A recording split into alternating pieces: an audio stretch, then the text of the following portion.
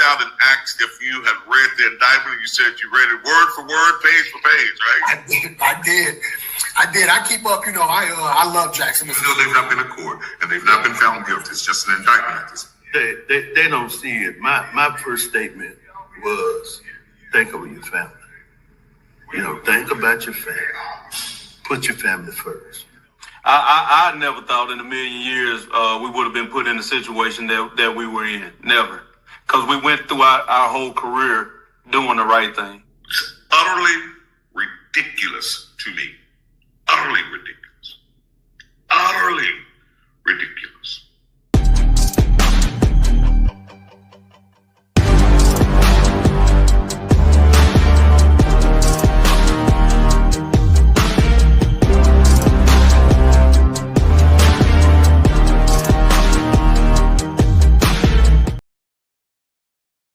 And good evening, everybody. Welcome to tonight's edition of the Othor Cain Show. I'm Othor Cain. Glad to have you aboard on this Thursday evening. It's been a very, very busy week for us, but we are glad to be here tonight. I want to take this opportunity to thank all of those people who have put themselves in position to sponsor this broadcast. We are ever so grateful for that. We appreciate your support of independent Black media. We want you to continue to do that because we could not, absolutely not, to do this without you. So again, thank you very much. We are excited about the show tonight. We've got a very what I seem to think is going to be a very lively discussion. Last night I had an opportunity to trek up 55 and head to my hometown of Canton, Mississippi, and I witnessed a very powerful conversation. I remember, when I was a little young whippersnapper, little party goer, we would assemble at the Elks Lodge for anything but a conversation like the conversation that was held last night. We would go for record hops, for parties, and all of these kinds of socially relevant activities. But last night it was a jam-packed crowd for anything but that, but certainly was about the culture of Canton, Mississippi. The conversation was led last night by State Representative Lawerence Blackmon, who is a freshman lawmaker who represents the city of Canton. He also partnered with the Southern Poverty Law Center in Wakenya, Canton, facilitated a portion of the conversation last night as well. I am excited that Representative Lawerence Blackmon is with us tonight, and we're going to pull him in and begin our conversation tonight. Representative Blackmon, good evening to you, sir. Good evening. Good evening. Okay, there I go. There you are, man. It's good to have you here, brother. We appreciate you taking time out to be with us. First and foremost, I want to say that last night was very powerful. It was a packed house, a very engaged audience. So kudos to you and your team and all those folk that you were able to pull together to have a very rich and robust conversation last night. So kudos to you. I want to start, though, by asking you, I know last night you talked about what you billed as an election night murder. And it was at that point that you said, enough is enough, something must be done, though you had been working behind the scenes. But talk to me specifically, Representative Blackmon, about pulling last night's event together. It was just a meeting of the minds, because I'm obviously I'm not the only person who's feeling like something has to be done. And so just in having conversations about how shocking it is that people who we know and people who we are used to seeing and interacting with just, don't drop dead, but are killed in the street. and then nobody is held accountable. And so, there's something about seeing someone who you know and someone who you know has a family that loves them and cares about them laid out in the street dying, and seeing the people who should be in charge of or leading the investigation into who done it really not act with urgency in the minutes and seconds after that homicide was a jarring experience for me, and the lack of empathy or sympathy for that family as they were grieving that acute loss on that night. That was jarring for me, and so for me, it was just time to bring some things to the forefront that I knew had been going on behind the scenes, so that the public can make some decisions about the direction, the collective direction that we want to take this city in. And I think that last night everybody was clear that safety is our number one priority in Canton. And I just don't think I heard enough talk about safety in terms of plans to make this a safer city in some of the debates that have been going on here in Canton. And so it was time to really speak up and bring that conversation to the forefront. Got it. Let's talk specifically because what I was not able to ascertain last night, and that is a clear picture of the number of homicides in Canton within the last few years. I know, looking at the visual that you guys had set behind you as a backdrop of sorts, there were several pictures up there, but can you walk us through just in terms of the homicide rate in Canton? I think that if there, because I don't know of any studies that exist that have looked into the homicide rate in Canton, but I bet if you look into it per capita, we probably have one of the higher murder rates in the country. I don't know those exact numbers. I know that we have counted 19 unsolved homicides over the last 5 years. And so, I mean, and that's not even counting, the other things like shooting into a dwelling and the shooting into a car and the attempts on other people's lives that were just not successful. If we looked at the total scope and breadth of this issue, I think that we would find that Canton is punching way above its weight class when it comes to violent crime, and way below where we should be when it comes to getting these crimes solved. Got it. You seem to also think that because Canton is a small town, it is not getting the attention it needs in this space. Yeah, and I'm looking at the backdrop. Should I be seeing this picture or should I be seeing you right now? The picture. Okay, good. I just wanted to make sure. Come on, stay with me, man. Stay with me. Oh man, that was a powerful moment. That was yeah, but you're absolutely right. Yeah, not just Canton, Othor, but I think that if we looked, and I'm gonna request that a peer study be done on this. If we look at our small towns in Mississippi, right, our small Black communities, all of us are kind of dealing with the same issue, right? Outsized violent crime, right? And so I think that we can probably connect that to the fact that we're not getting our fair share from the state legislature when it comes down to appropriations, right? And so for those of you who don't know, the appropriations process is the process by which the legislature decides who and what districts get what amount of money for what projects, right? And so if you follow that kind of thing, then you probably know that we ended the last legislative session without passing a budget at all. So that meant that all of us small towns that have appropriations requests in for certain things like that our police need cars, tasers, anything that they need to be effective in their job, right? Training for investigators. They can't get that money if we haven't passed a budget, right? And so that's a huge problem. We're not getting our fair share. I think that if you look at the percentage that we pay into the state budget in terms of our tax revenue, we're not getting our fair share back. And so I'm going to be requesting next week that a peer study be done on that so that we can bring that issue to the forefront. And hopefully I can work with the leadership in both chambers to make sure that Canton and District 57 gets what we have asked for our police force for this year, which is a $2 million appropriation for certain improvements, including providing cameras all over the city of Canton so that we can be more than just a city of lights. We can be the city of lights and cameras. Very beautiful city. We want to capture everything and everybody that's going on out in public, so that people don't feel like they can get away with these things. They don't feel empowered to commit these violent acts and these brazen violent acts, a lot of times often in daylight now, which lets us know that they have no respect, right? No respect for the neighbors, of course, but no respect for the authorities either.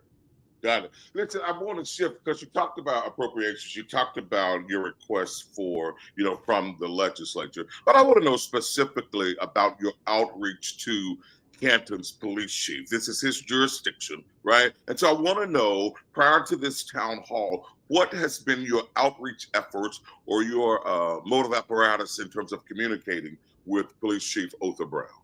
So I started receiving some calls from some of the mothers of some of these young men who had been killed, probably over the summer, right? And I talked to them, and they just would ask me if I would just reach out because they weren't getting the response that they felt like they should get from our chief and from our leaders within the Canton Police Department. And so I told them, I would do something, and I kept pushing off the conversation. And one afternoon, late last fall, a good friend of mine had his home shot up for no reason at all. He was hosting and had some people over, and several people were shot, and nobody was arrested for that either. And that really, it shocked me in that it was really close to home. That was one of my oldest friends, if not my oldest friend that I've had in the world. And I said, wow, imagine that I could have just lost that good friend to a drive-by shooting here in Canton, and nobody would have, done anything. He just would have been another one of the unsolved homicides, or my other friends who were there who were shot, and nobody was held accountable for that. And so, at that point, I approached the chief and I said, look, man, we have a real problem here. And to me, it just doesn't seem like it's being addressed adequately. And he said, I don't have the help that I need. I don't have the personnel and things like that. And I said, well, chief, you're a chief. Not only are you a chief, but you're a chief in Madison County, one of the safest counties in the state, one of the safest counties in America. And so you have resources. I think that people would like to help you if you would reach out. I think that you could get help from the sheriff's department and from other jurisdictions, and you could put together a task force to try to tackle and curb some of this violent crime, and also have a show of force to the community that says, that we're doing something about it, which might, shame the devil, so to speak. And so I took the initiative. I said, Chief, you know what I'm going to do? I'm going to try to put something together. And so I took the initiative of putting together a meeting of law enforcement, federal officials and state officials. The U.S. attorney at the time, Todd G., he attended. And so it was a really well-attended meeting. It was about 30 prosecutors and law enforcement personnel there. And I said, we need help in Canton. The chief was there. I believe the investigator was there. And so, I gave them, a plan of action so that we can curb violent crime. And I said, I hope that you all will take this serious. I have a lot of people in my district who are hurting, they're dying, and we have to do something about it. And, I entered the legislative session thereafter. That was in the beginning of January. And so I didn't follow up until after the legislative session. And I said, hey, it's getting warm, the days are getting longer. If we don't, get a handle on it early, we're going to lose control of the summer and we won't get it back. And so a couple of weeks after that, a young woman here in Canton had her car ambushed. An ambush-style shooting, that's something that has become common here in Canton. In the law, they call it a common scheme or plan. And so, at that time, I reached out again and I said, hey, look, it's starting to happen. We have got to do something. And I didn't really press the issue. And when I followed up, they said, we haven't heard from the chief. And I said, well, that's unacceptable. That's unacceptable. And so when Miguel Walsh was killed last week, and I feel like God put me in proximity to that situation for that reason. It was election night. I had plans to stop by both candidates' celebration party or watch party and congratulate them on a race well run. But, the night kind of got away from me, and I was still somewhere else, kind of debating, the politics of the day. And that shooting happened only feet away from us. And so that was a life altering and trajectory altering experience for me. It told me that I couldn't wait on anybody else to take this on. I had to do it myself, And I told somebody, if I have to be Mary Hawkins of Canton then I'll be Mary Hawkins of Canton. I don't think they would do that in Madison, you know, and get I away don't know with if I like that analogy, but I get. I mean, they wouldn't do it in her city. You know, she has her city together. She has her Yeah. city tight, and there are certain things that are just not going to go on and go unanswered in her Right, town. but there are so many differences accountability. between. Right, but there are so many differences between Canton and Madison, and that's a debate for another day, and we can go Canton there. is a more beautiful city. Right, right. But I would steer you in this direction. I want to be clear that your move last night was not from an adversarial standpoint with the chief of police. You know, I like the chief. Look, I go to Mount Zion. I'm a member of Mount Zion. My family's been a member of Mount Zion for probably close to 100 years. You know, 3 generations, 1, 2, 3, 4. I would be the 4th generation. A member of Mount Zion. Chief is a member of Mount Zion. He sings in the choir.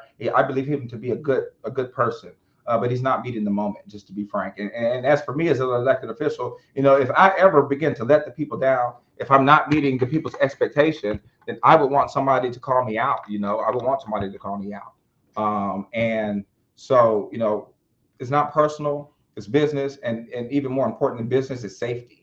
It's safety. Absolutely. I don't feel safe in my own community anymore, and that's unacceptable for me. And I think that in any community, you know, if you're elected officials, if the people who are in charge of keeping you safe, if the people who are in charge of keeping your city beautiful are not doing their job, then I think that the people should rise up and let them know that we're not going to accept that. And in Canton, I think that we have accepted too little for too long.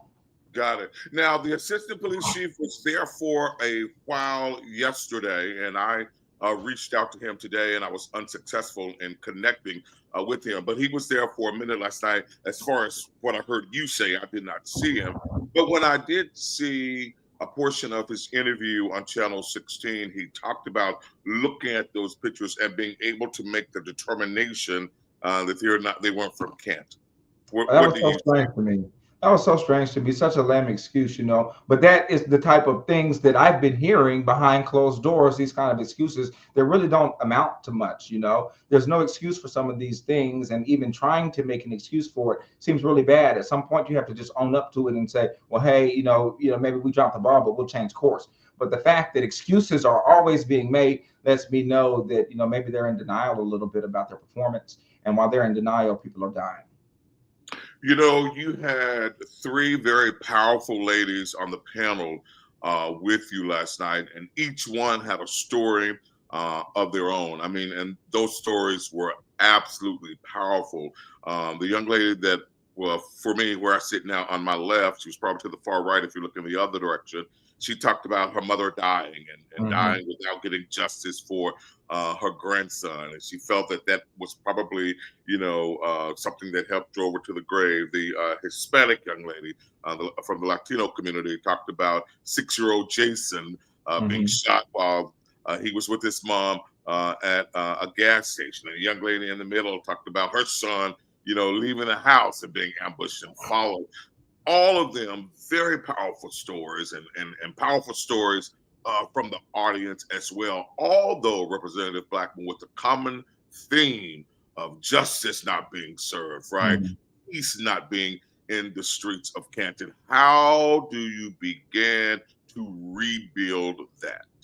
Well, we have got to, as elected officials, for one, show the public that we feel their pain and we hear their cries, and that we're going to act. You know, we're going to act. And I think that the way to do that, in my humble opinion, is to swiftly make a change in leadership at the police department. You right? So, you know, a lot of people spoke last night, but the sentiment was uniform that we're not being protected and served correctly. And I think that is an issue that starts at the top. And so I think that by immediately making a move to sideline this chief and bring somebody else in on a temporary acting basis until we can evaluate whether or not we should bring somebody else in on a permanent basis. I think that's one way. I think we should add to that bringing in a chief homicide detective.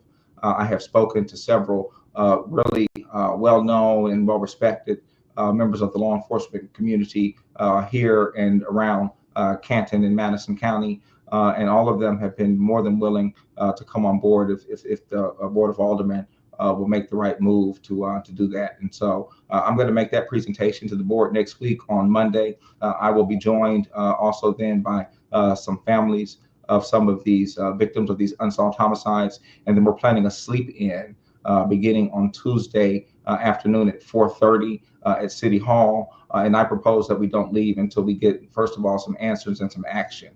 And I can tell you, as an elected official, as somebody who's involved in the political arena, sometimes, I think that politicians can kind of try to stave things off, saying we're going to look into it and we're going to study this and consider that, and then hoping that a movement like this dies and down in the meantime. But we're not going to let that happen. And I think that the only way to do that is to continue with this momentum, carry forward expeditiously, and meet them at City Hall this Tuesday and tell them that we have expectations, and if they're not met, then it's going to be a long night. Got it. How realistic, though, is it to think that immediate change can happen within the police department when the city is in the middle of an election, right? New people will be in place in June. So how realistic is it to think that something can happen before June at the earliest? I really believe that Tim Scott is going to be our next mayor, and Tim Scott is on the board of aldermen right now. We still, even though elections are in play right now, we still have a sitting government, and they still have a job to do. We still expect them to do that job and not to punt the can down the road when we have an acute issue here. And it's been an issue, but right now, people are saying that we want change. We want it immediately. We know that the summertime is when we typically see a spike in violent crimes, and we want to stave that off. And in addition to that, I think it's very clear that some of the people who are involved in some of these crimes, they're paying attention. They're watching, they're seeing what's happening, and they're going to judge us based off of what we do in this moment, right? And so if we don't push forward, right, if we don't demand accountability from our other elected officials right now in this moment, we're going to send the wrong message, not only to the broader community, but specifically to that very small group of people who have been committing these homicides in town. They're going to know that we don't mean business, so they're going to think that we don't mean business, and that is going to send the wrong message. At some point, you have to listen to the people. The people were very clear last night. I don't think that we've seen a town hall of that size and magnitude in Canton in decades. And so I think that every elected official should take heed to the people. I know that I have, and I will continue to do that. And whatever it takes to get something done, we're going to do it. And so that's why I said a temporary acting chief, bring somebody in who can get to work immediately, securing this town and reestablishing order in the street. And then when a new administration comes in, begin the search for a new permanent chief and seek the public input on that, right? So the public is very interested in this issue, obviously. And so seek the public's input on who's going to replace this chief, maybe deal with people who are familiar to this community already. We have a lot of really good officers who are homegrown people here from Canton, who are members of the Canton Police Department. Some are members of the state troopers. Some of them are chiefs in other jurisdictions. And so we need to take a close look at some of them who could come in really quickly, who know some of the players in the street and can get something done about what's been going on here. And then at the same time, bring in a chief homicide investigator to start working some of these cold cases, especially some of the ones where we know what went on. That's just really kind of silly that as elected officials, we haven't put more oomph into bringing these people to justice. You mentioned Tim Taylor, in your opinion, perhaps will be the next mayor in Canton. Apparently, he was there last night, and I didn't see him. I left. I guess before you missed it. I missed it. I'm not gonna say I missed the main part of the show, but I had a very vocal part of the show. But I was able to see some video clips of somebody who was still there and actually took some footage of Tim's public piece in that meeting. Tim offered a little pushback to you. Tell me about the political dynamics with what you're doing and what the leadership in Canton is doing. Well, I can understand how, as a sitting part of a body who is in charge of that part of the municipal government, could maybe take offense. It certainly wasn't in my intent to put Tim on the spot that way, but I did want to let Tim know in public, as I have let him know in private. I initiated this many months ago, like I said, and I told aldermen, I called all of them, and I said, I'm going to bring these victims' families down to City Hall. We're going to demand answers. And so, but when I talked to the chief, I kind of fell back and I said, I'll put together this meeting. We'll try that, right? Really thinking that we can get some answers. But What people got was just a glimpse of what it's been like behind the scenes. We don't always get along in leadership, but it's not personal with me ever. And so I believe that Tim can be a great mayor. I think that one of the ladies who was there and commented after that moment, and I think she spoke to that she believed that Tim could be a very great mayor for Canton. I would echo that sentiment.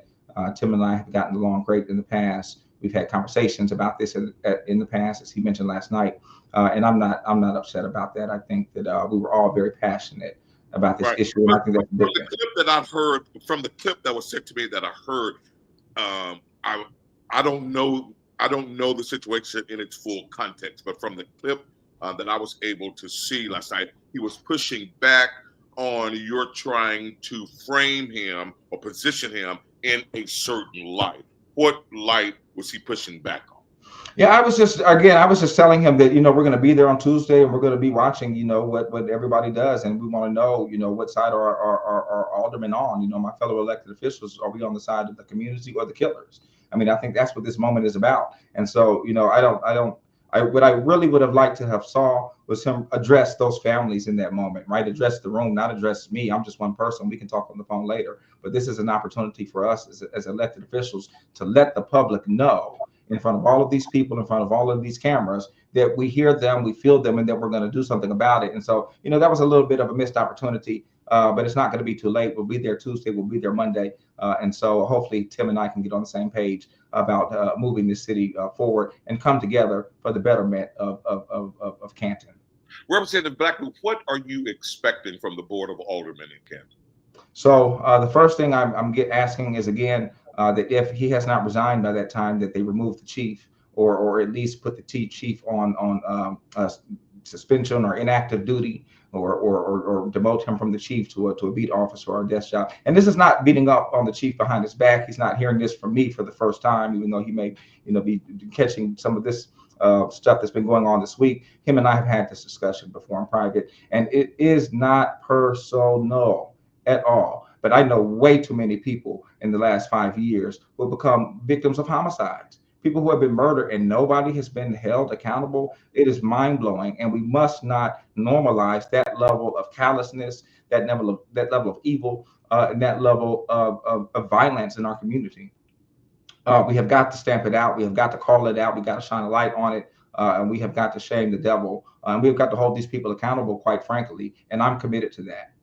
In the chief's quest for help, what have you done to help? In his quest, well, I told you, I put together a huge meeting full of every type of agency. Let me cut you off right there. I don't think the meeting, though, addresses staffing needs, right? I know his numbers are way low. So low, even a town as small as Canton, he does not have the staff. He does not have adequate staff to cover Canton. I agree with that. And so for my part, what I have done is, again, I have put in an appropriations request for $2 million for the Canton Police Department that is still pending in the legislature because we haven't passed a budget. So I understand the staffing problem. And for a while, I allowed that to hold me off from drawing a conclusion. But last Tuesday, I was on the scene, and there were a lot of officers there, city officers and county officers. There were about 5 to 6 city officers there, and there were multiple county officers as well. And what I saw was not an issue with personnel. It was an issue that money would fix. If we put more money into it right now, we would just be putting money into a broken machine, right? Just like a slot machine or a video game machine. You wouldn't keep putting coins in if you know it's not working. You would fix it first, and then you would put your coins in. And so I think that if we were to put $2 million into the Canton Police Department right now, we would just be bloating a broken machine. And so that's not my intent. I'm hoping that I can work with the city council to get that issue solved. If we can't, I think that I would maybe even consider asking the legislature to revert that appropriations request to the county and see if we can work with them to get back involved in the nuances of policing the city like they were prior to the litigation several years ago.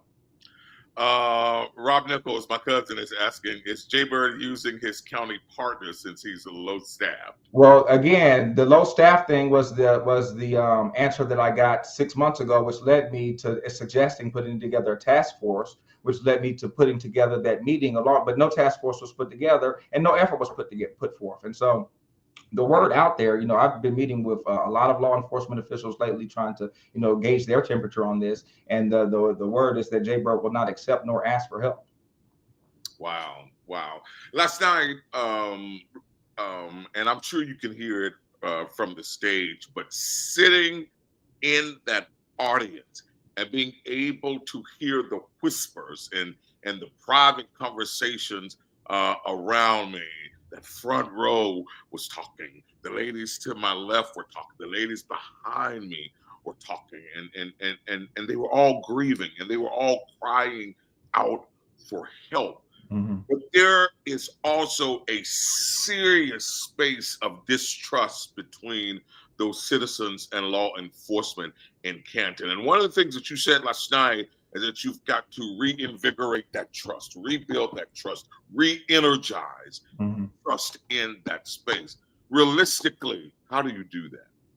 Again, you have to start with replacing the leadership. I don't think that this leadership could be recovered. I don't think that the trust that's been lost under this administration's leadership, as far as the police department goes, I don't think it can be regained. There are too many families who have been hurt, who have not had a resolution, who have not had a response that they feel like is appropriate to having somebody be murdered. You heard people say last night that they had their family, their loved one killed, and nobody heard said cat, dog, or nothing since then. And there are a whole lot of people out here like that.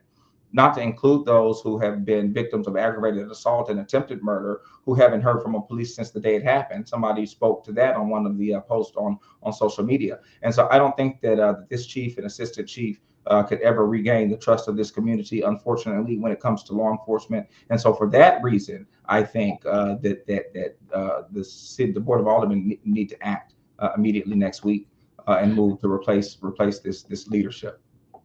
A few moments ago, Representative Blackmon, you kind of mentioned that Canton is in the county of Madison. You got all of these resources and all these people, that could possibly be at Chief Brown aid and the Canton Police Department's aid in terms of help. I just got a text from another law enforcement personnel member who says the county will not work with Canton or the chief. They want nothing to do with Canton unless it's an emergency and mutual aid. How would you respond to that? And they may or may not know this, but there was a lawsuit several years ago, a class action lawsuit against the county for some of the things that were taking place at that time. And so I think that after that lawsuit, the county just kind of pulled out of the city altogether. And I don't think that was right either. I think that we deserve balance. I don't think that it should be that if we can't, choke the shit out of you, that then we're not going to police you at all. And so I'm confident. I have grown and evolved so much, as a person, as a professional, as a citizen of the city of Canton. And so I'm hoping that I can come together with the sheriff's department, and that they will get more involved in policing the city and helping us get the city back under control. Very good. What would you say to those people out there, Representative Blackmon, who would raise the position or posture themselves into saying this is just political for you? You're doing this as a political stunt. Yeah, I don't really do anything political. You don't see me out with the lobbyists. You don't see me at the balls and the this and the that. I really don't, put a lot of stock into that. And so I think that that's ridiculous. This has happened. This was spurred by me witnessing a murder. And so there's nothing political about that. There's not much political about me. I like to watch, the political shows on Sunday and stuff like that. But I don't play the political gamesmanship that some people seem to think that I may be playing. That's just not my style. I'm a very down home, real Cantonian. And so I've always been that. Even if I were not in politics, I would still be doing this. If you just were to Google me and look at some of my background, I've had protests here in the city before. That was before I was in politics. I was involved in bringing a class action lawsuit against the sheriff's department for some pretty flagrant violations back in the day. That was before I was in politics. And so I've always been involved in the fight for civil rights here in Canton. When I say always, as long as I've been an adult and out of law school and have had the courage to speak up, I've been doing that. And so I've only been in politics for like the last 2 years. This was just my second session, and this is really the first thing that I've done in that space since then. But if you look at my history, I think that that speaks for itself.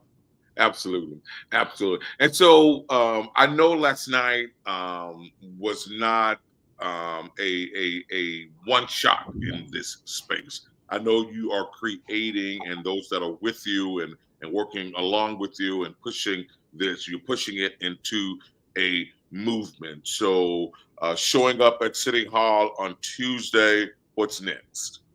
I'm going to show up on Monday. I'm going to present my case for change in leadership at the Canton Police Department. You know, I've gotten a lot of support from law enforcement and a lot of intel from law enforcement, and I think that we're all in agreement on some things, that something has to change.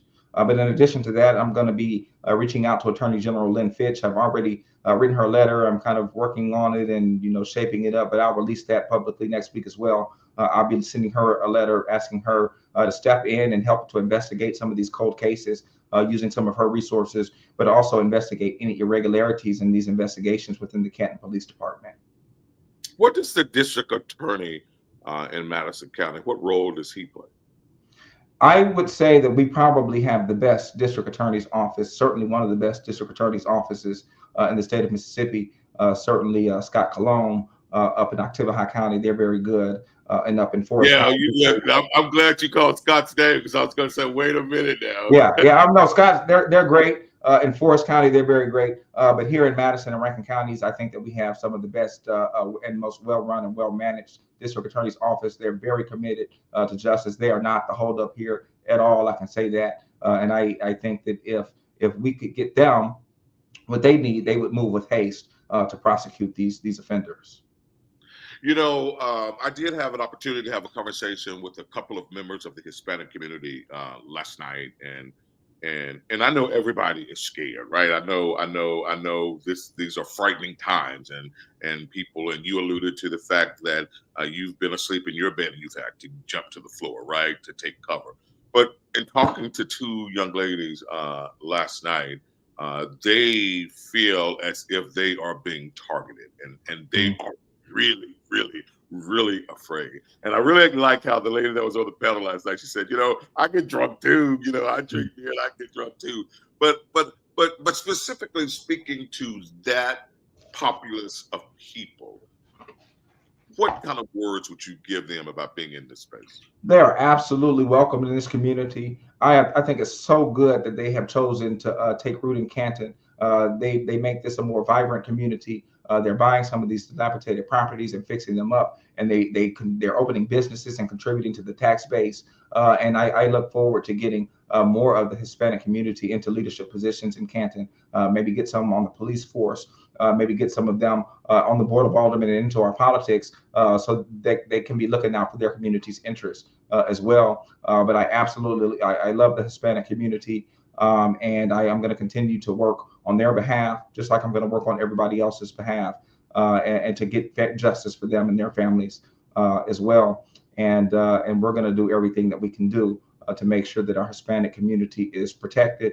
And I think that getting those cameras, right, going back to getting that appropriations bill passed, we're going to lock in with one of these companies that provide those cameras that can go all over the city and get us some spot technology. And so we're really going to beef up our technological approach to fighting crime in this city, and also making sure that the Canton Police Department has an adequate budget for hiring more officers and getting staffed up, getting better vehicles if that's what they need, or whatever it is that they need to be most effective at their job. But again, I go back to the fact that putting money into a broken machine is not going to help you beat the game. Got it. I want to shift to the responsibility of the audience that was there, but I want to be very clear and offer this caveat. This is not victim blaming, so I don't want anybody to misinterpret it as such. But I do think that there is a level of responsibility for the residents of Canton. What do you think that responsibility is? Well, I think the responsibility of the community is to come together and show the bad guys that we are stronger, that we are more united, and that we are more determined than they are, and more determined than ever to have peace in our town. And I think that the first thing that has to happen is that the leadership, people like myself, people like the Board of Aldermen, have got to come together and say that enough is enough. and enact an emergency plan of action. So that people can feel safe and people can feel comfortable. And I think that once that happens, we'll be able to work together more as a community to solve some of these unsolved crimes and also prevent other crimes from happening. Because once those who are inclined to do this kind of stuff learn that it's not safe to do it here, they're going to stop. They're going to stop. They're not shooting up houses and cars and stuff in broad daylight in Gluckstadt. They're not doing it in Madison. They're not doing it in Ridgeland. All of these guys, they don't just stay in Canton. They go other places. They're not doing it in the other places that they go because they know they won't get away with it. But they come back home to Canton and do it because they know that we have a very lackadaisical leadership within the Canton Police Department, and their approach to solving crimes is very lackadaisical. Even the assistant chief last night said, well, you can have all the evidence in the world, but if you don't have an eyewitness, I mean, that's bullshit. I'm a defense attorney. That is total bullshit. And so there are some things that I'm just not going to let skate. I'm just not going to let it go. There's no reason that a vehicle that they know was used in a murder would be released to somebody, and I'll bet you they don't even know who it was released to. That vehicle should still be in cold storage somewhere and waiting for the day that we bring these people to justice, not just released to who shot John. What in the world is that about? But that speaks to a vacuum in leadership within that department, and that is a problem that cannot be kicked down the road. I still want the new administration, of course, whatever direction they want to take it in is their prerogative, and we're going to reserve that for them. But we need to bring in a temporary acting chief, somebody who is already in law enforcement, somebody who's already official, in tune with the local community here, and can hit the ground running. There was a young lady in the audience last night who said, and I'm paraphrasing here, she said, a lot of us know what's going on. We know, but we are afraid to communicate, to share for fear of retribution. If everybody knows that the killers are still running the street, hell yeah, they're scared. I mean, who would not be, Right, but I guess the central question is, though, how do you offer her a safety nest? By getting rid of the chief and the assistant chief immediately, and letting her know that we mean business. I don't think unsolved murders are going to go down when you get rid of them tomorrow. No. That's not going to happen immediately. There is no immediate solution. Right. That is something that will let people, at least make them open up to getting comfortable again. Right? People have people are they're not trusting, and they have walls up. And so we have to start to bring those walls down, but we're not going to be able to do it with the same people. Again, I don't think that is going to be a redeemable issue. And so I don't even think that it should be a discussion about what we do from here. I think the discussion should be how long are we going to take to look for a new chief, and what type of chief are we going to be looking for? I get it. Desmond says, you sound like you would be a good mayor. You should have put your name in the hat. No, I mean, I'm going to do whatever I'm called to do. So I don't know what direction the Lord is going to take my life, but whatever direction he takes my life in, I'm going to answer that call, and I'm going to go about it full steam ahead. Got it. Last night, here's how I would describe you. So last night, you sounded like a mix of a Baptist preacher and a club dweller, if you would. You sound what? A club dweller. You sound like a mix of a Baptist preacher and a club dweller. But in all seriousness, what role does the faith community play in this space? For me, the faith community has played a huge role. I mean, this has been such a stressful week. I mean, one of the most stressful weeks of my life. I haven't slept much. I'm exhausted right now. I'm just, we're not finished, but I am tired. And it has only been my faith in God that has made me able to jump up in the morning and hit the ground running and put this together with my team so quickly. I had to see a pastor, the day before this, because, I just was feeling, the burden of carrying this. It was very heavy in that moment. And so I went to a pastor and I said, Pastor, I need you to pray for me. I need you to pray with me, and I need you to pray for me that I will be able to carry this for these families and for these victims and for my neighbors in this town. And so he did that, and I felt relieved.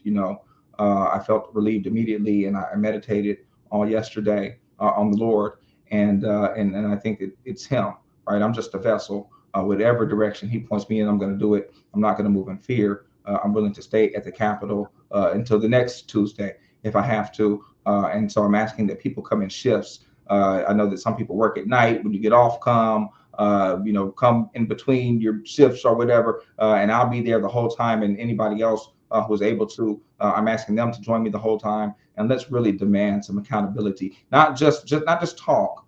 I hate talks. God, I hate talks, but I like action. I love action, and so let's get some action, and let's get out of there and go home at a decent hour on Tuesday. Very good. I know you talked about the Appropriations Committee and asking for $2 million for Canton, but a young man, Jonathan, I don't know if you've heard you talk about that earlier, but Jonathan Dixon, a young man that I really admire the work that he's doing in Canton. He says, with the city being in debt and currently unable to receive grant money, what are your plans on obtaining the funds? Well, Jonathan, like I mentioned earlier, I have a $2 million request pending before the legislature right now in the form of a special projects request.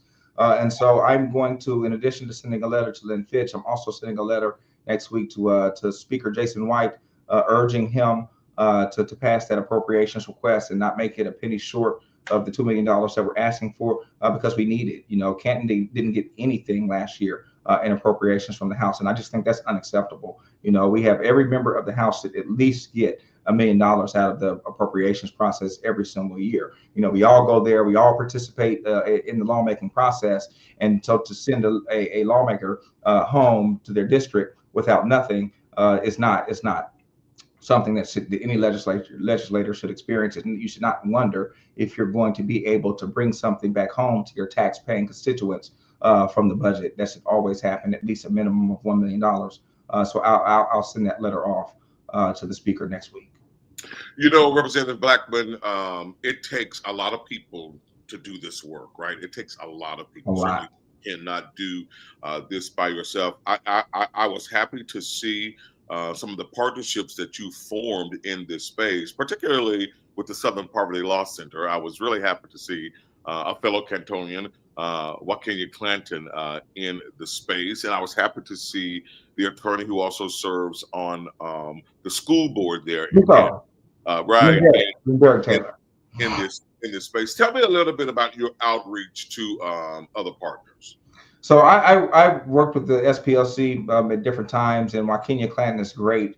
She's a great organizer. She's a great resource. And so when we kicked this off, I actually went to Othor Cain's church last Sunday and to try to promote this event. And so we talked, I believe, we didn't even talk until Tuesday. But when we talked on Tuesday, she was already in action, already had a plan. She already had an agenda. And so I really like that. I love people who are about action, and Othor Cain is about action. She's from Canton as well. And so, she's tough, she's smart, she's articulate, and she's just a great person to have on the team. And my other team members as well, man. I don't do anything without them. They are the ones who have elevated me to this position, right? You can hold the title, but it's more than a title, right? It's a position within the community, right? And so it's only the local community that has come together and put me in a position to be able to make a call like this. And so I will never forget them. I will try to never let them down. And so I'm so thankful for the whole community for coming together to make last night's town hall a success. And you represent District 57, right? District 57, the best district in the state of Mississippi. I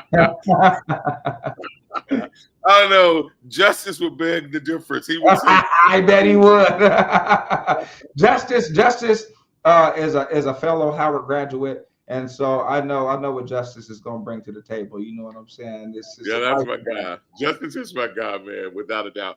But speaking of House District 57, tell me a little bit about their outcry in this space. Well, I mean, I think you saw it last night. That was the district. We had people from Yazoo. We had people from all over the district. We had people there from West Bentonia. We had people there from all over, all into the Delta. People came from as far as Macomb. And so I think it speaks to the breadth of the issue. It's a district-wide issue in all of our Black districts. This increasing violent crime, and so the issue is in part that we're not getting what we should be getting from the legislature. Our police departments are understaffed. I used to serve as the board attorney for the town of Goodman, the good folks of Goodman, they were understaffed and they were having problems keeping certified officers because they didn't have the money, and they're not getting what they should be getting from the legislature as well. So that's a huge problem. I'll be requesting a peer review, like I said, to look into that issue more deeply, and I'll be looking to bring that issue to the forefront during the next legislative session. Good deal. Listen, and we're just about out of time, but I do want to just go back to the police department because I do think that there are several, in Othor Brown's defense, I think that there are several. I think there are several factors that contribute to him being understaffed, right? I think there are several factors that contribute to that, and I think in your quest for the $2 million appropriation piece and any other external funding or internal funding, I think that those issues must be addressed. One being pay, right? Another being the outdated equipment that the officers are using there. I've heard that repeatedly every single time that I do a story in Canton and about crime. People tell me about equipment, community accountability. But here's one that I think that you've touched on. You've touched on it from the chief's perspective, but I think other officers have to feel empowered That's right. to do their jobs, man. And I think that there's a lack of that kind of autonomy and independence of doing their job.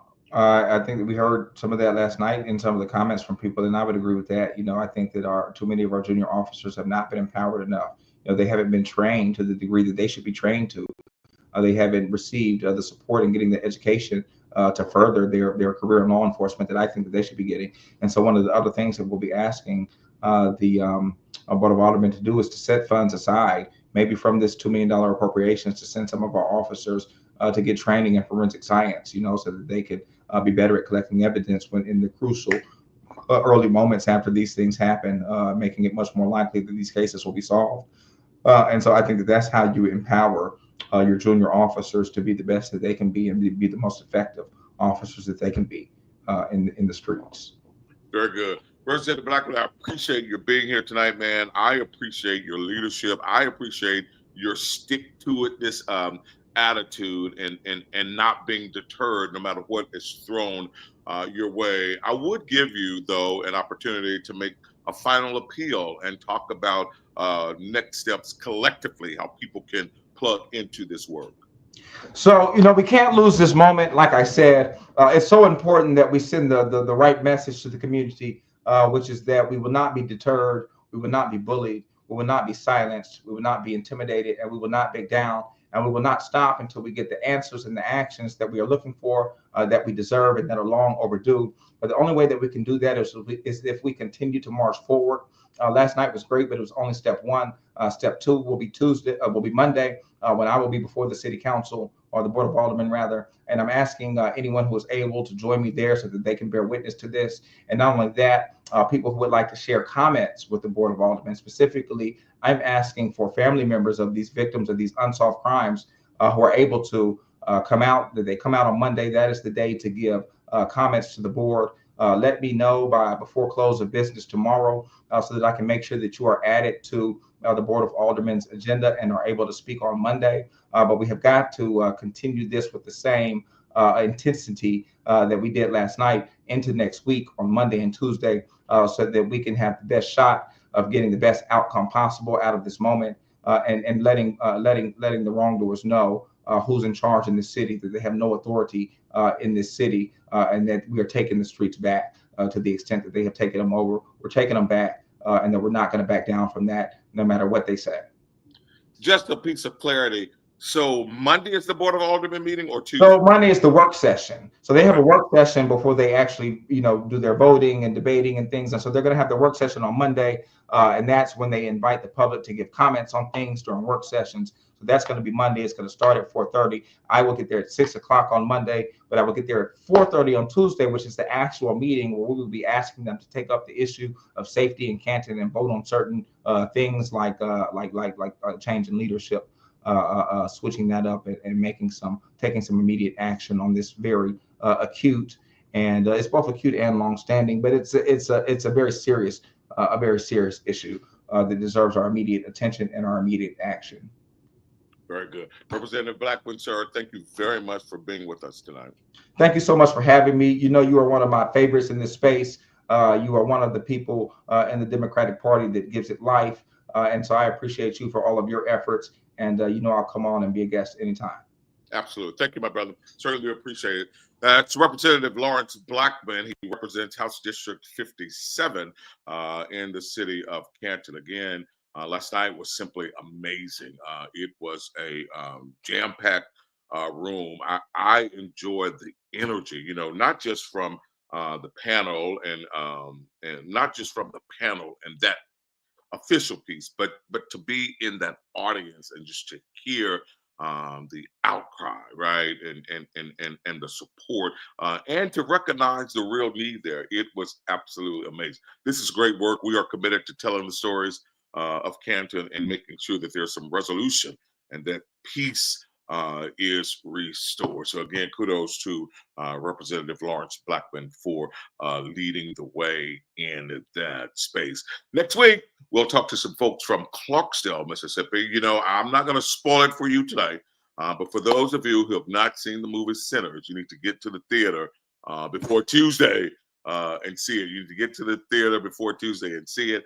We don't necessarily plan to do a review on it. Sinners is set in Clarksdale, though filmed somewhere in Louisiana, but it is centered around Clarksdale. There's a young man in Clarksdale, Tyler Yarbrough, who has created a petition to say, hey, you know, there's no movie theater in Clarksdale. And so if you're going to do a movie about my hometown and you've done your research and the movie is spot on, why don't you come to Clarksdale? Why don't you do a screening of the movie in Clarksdale? Because there's no theater in Clarksdale. And so Tyler has seen, he's seen the movie twice, but he's had to drive 80 miles outside of Clarksdale to go see it. So we're going to talk about his efforts in getting this petition started and helping to lead the way for the movement in Clarksdale. We'll do that on Tuesday. Also on Tuesday, we're going to try our best to head to Canton and cover that Board of Aldermen meeting